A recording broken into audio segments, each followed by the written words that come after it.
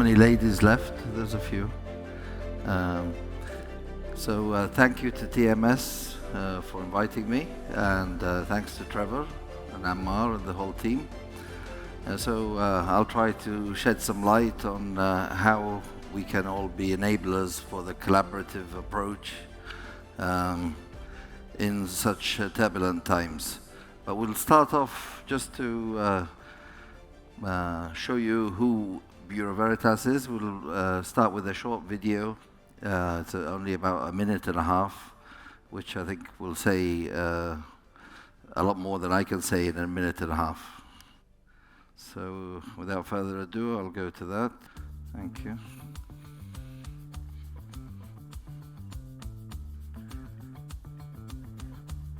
Some volume would be good.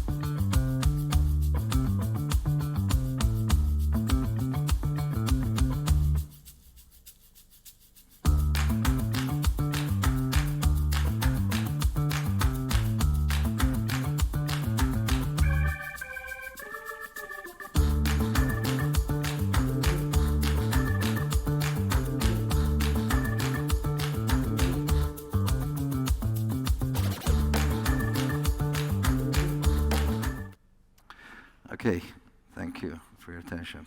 Now, I've structured the presentation to 4 sections, starting with compliance to statutory requirements, beyond compliance, because as we've heard in various sessions today, the role of class is changing.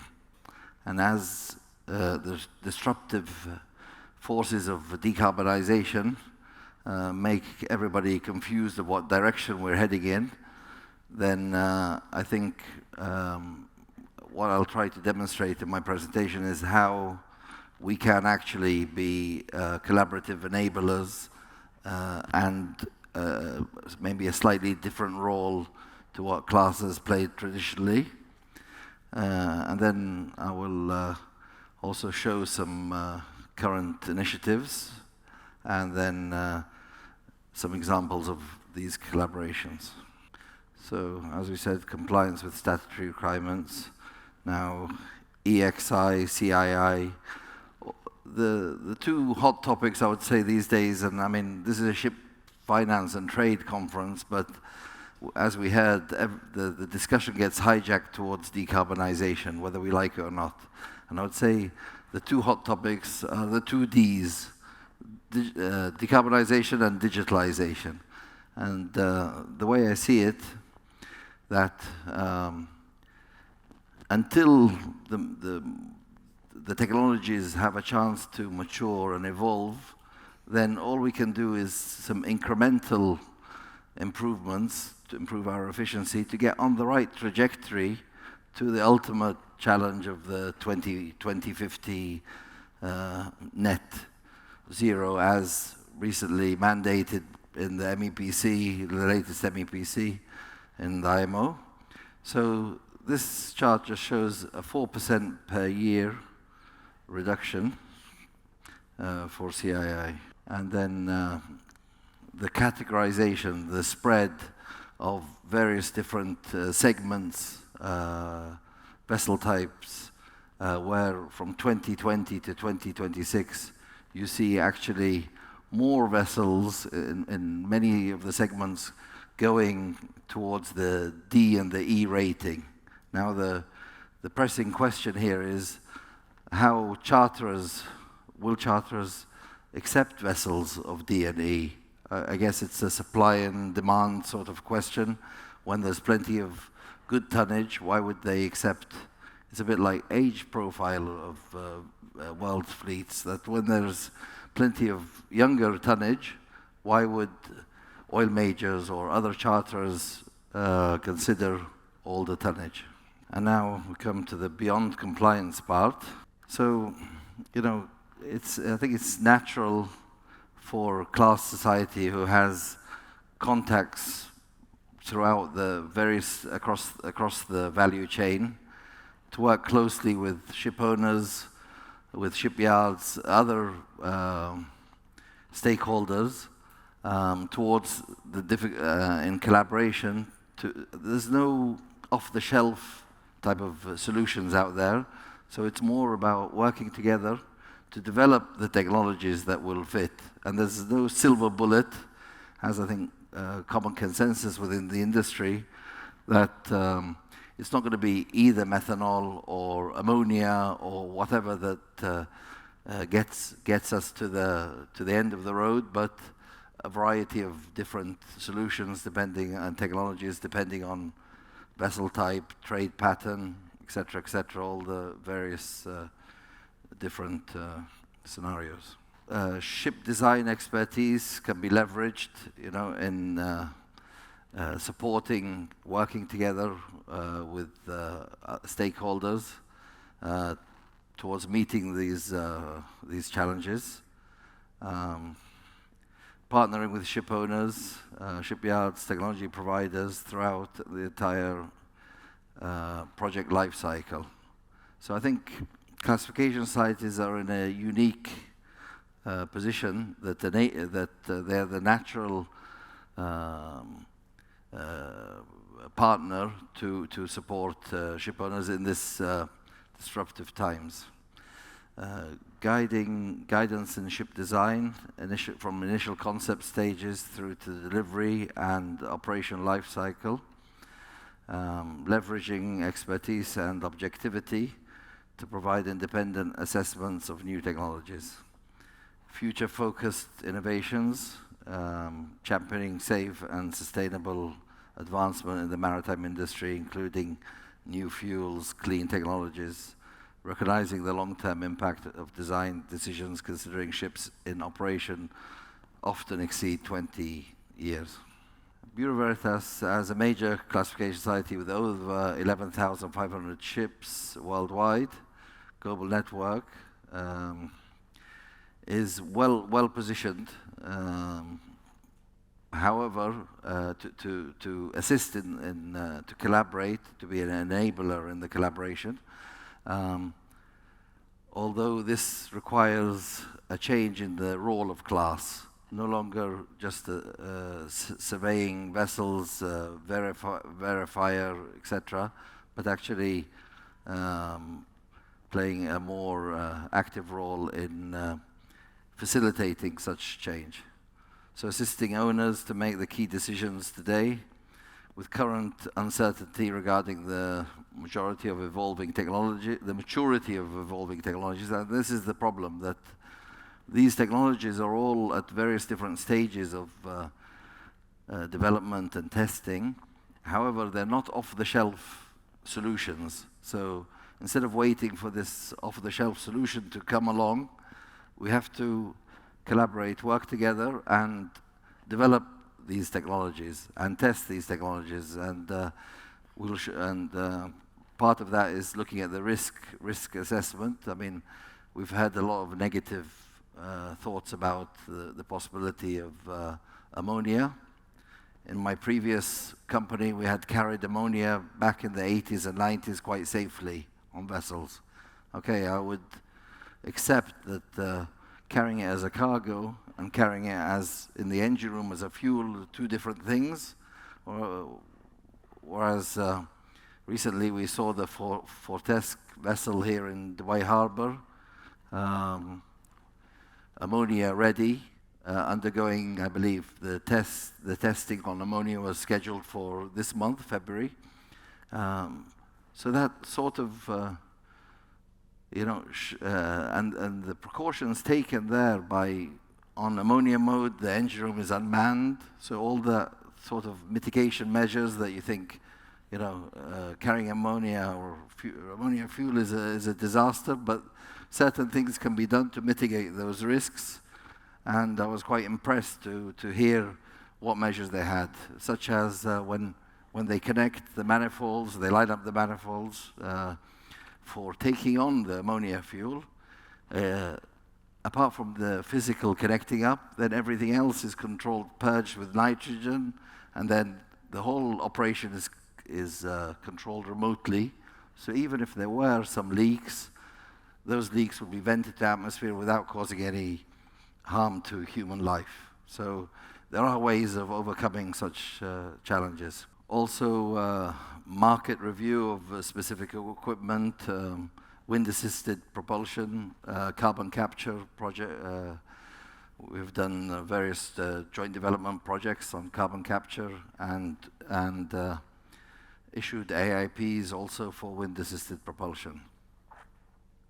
So working together with various stakeholders on JDPs, and then with the absence of a full regulatory framework, once that JDP is complete, it will result in the issuing of approval in principle, AIP.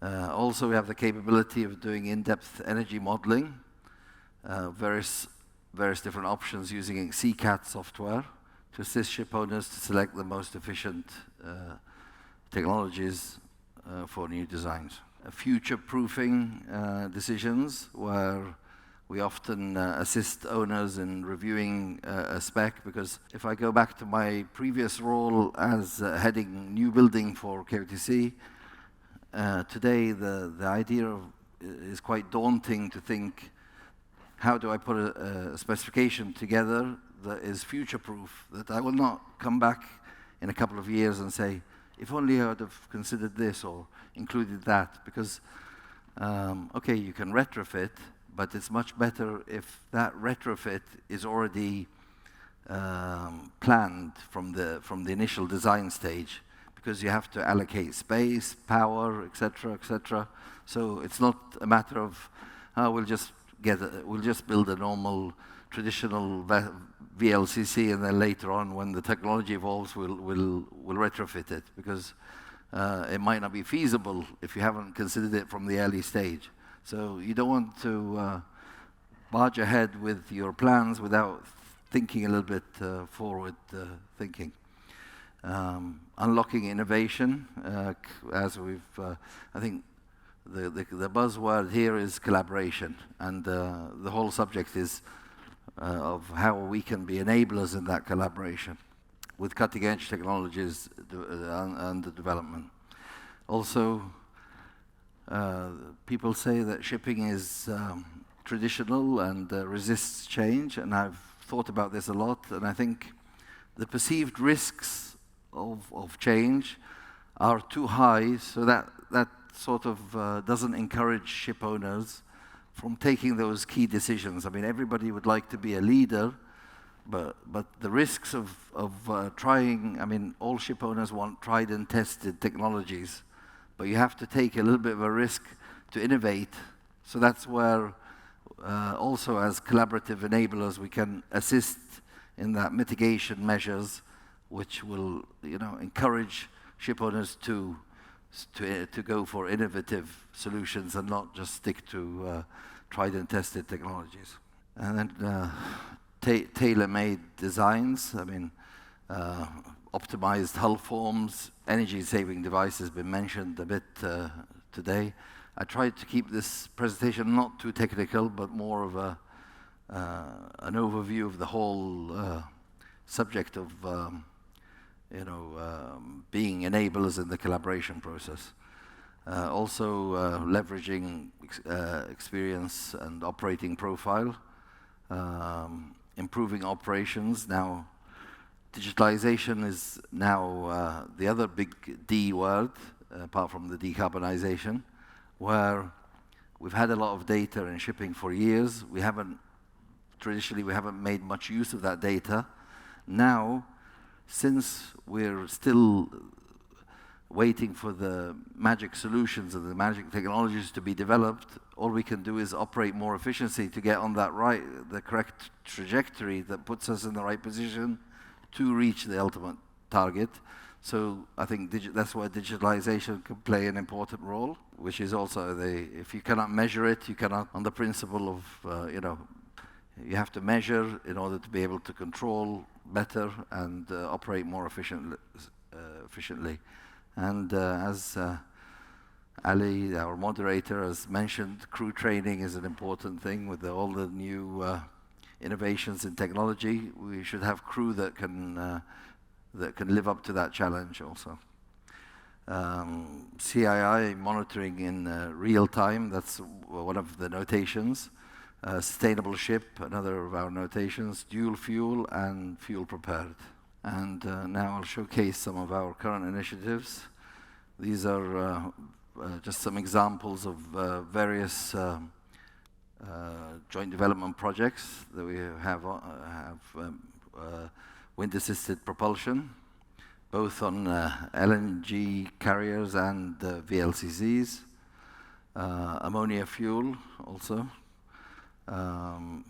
LNG dual fuel plus ammonia, methanol options, Suezmax on conventional fuel, LNG and ammonia prepared, Aframax with the ammonia fuel option also. And this is an example of a joint development project completed with Dalian Shipyard. And this is typical of the joint development projects where you'd have a major shipyard, a ship owner, technology provider, and all that facilitated by a partner of class, or enabled by the collaboration partner of class. And back to collaboration again. Now, this is what I've tried to describe. You see where this is typical of a class position, that your relationship with all various different stakeholders throughout the value chain. So it's natural that class can play such a significant role in facilitating collaboration and building trust through collaboration. Industries facing the disruptive effects of decarbonization, I think that's stating the obvious, and has already been mentioned. This is an interesting development where shows some collaboration. We acquired a major stake in a company with a digital platform, New York-based company, and they're also partners with Stena.